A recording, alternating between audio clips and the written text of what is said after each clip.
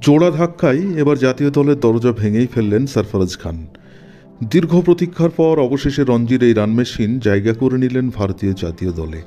সঙ্গে আরও দুই ক্রিকেটার যারা সুযোগ পেয়েছেন তারা হলেন ওয়াশিংটন সুন্দর এবং সৌরভ কুমার। তবে বড় ধাক্কা এটাই যে KL রাহুল এবং রবীন্দ্র জাদেজা খেলতে পারছেন না।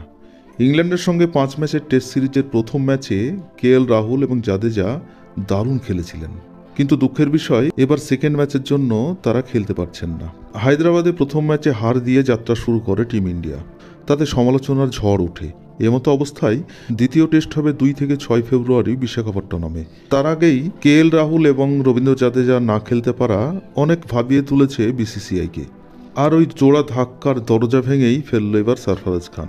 অনেক সমালোচনার পরে সরফরাজকে না ডেকে পারলই না BCCI। আর কেনই বা ডাকবে না? 45টি প্রথম শ্রেণীর ম্যাচে সরফরাজের 3932 রান রয়েছে। সর্বোচ্চ অপরাজিত 301 রানের ইনিংস খেলেছেন তিনি। সরফরাজের গড় 69.85 এবং স্ট্রাইক রেট 70.84 এবং তার সঙ্গে করেছেন 14টি সেঞ্চুরি এবং 11টি হাফ সেঞ্চুরি। এছাড়াও লিস্ট এ ও টি20 মিলিয়ে প্রায় 17,000 রান করেছেন সরফরাজ। 2019, 20 ও 22 রঞ্জি মরশুমে সরফরাজ করেছেন 982 এবং 928 রান।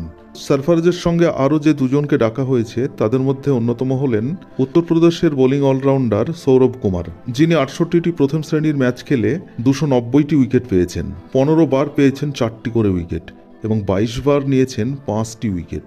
আর ওয়াশিংটন সুন্দরকে নিয়ে নতুন করে বলার কিছু নেই। দীর্ঘদিন পর ভারতীয় টেস্ট দলে জায়গা পেলেন এই স্পিনার অলরাউন্ডার।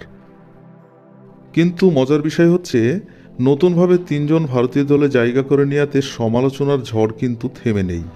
একাংশের মতে KL রাহুল এবং জাদেজা যদি থাকতেন তাহলে হয়তো সরফরাজ এবারও দলে জায়গা পেতেন না।